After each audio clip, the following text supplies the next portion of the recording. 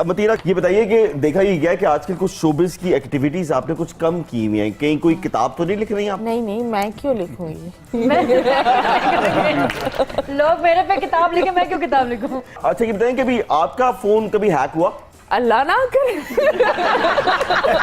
कि दिमाग में लोग के दिमाग में चीज डाल रहे हो। मुझे एक बात बताइए कि अगर शोबिज में किसी की ऑडियो लीक हो, किसी की XYZ किसी की भी, आपको क्या लगता है कि किसकी ऑडियो लीक होगी और थतरली मच जाएगी? यार आपस की बात है। आई थिंक लीक्स चाहे ऑडियो हो वीडियो हो, चाहे वो माने या ना माने, बहुत बुरी बात होती है। जिंदगियां तबाह होती है, बर्बाद होती है, एंड लोगों को ये मजा लगता है, लेकिन it's not at all a joke. ये बताइए कि महंगाई ने मतीरा को बहुत है मुतासिर यार। किया है? अरे यार बिजली का बिल, तौबा।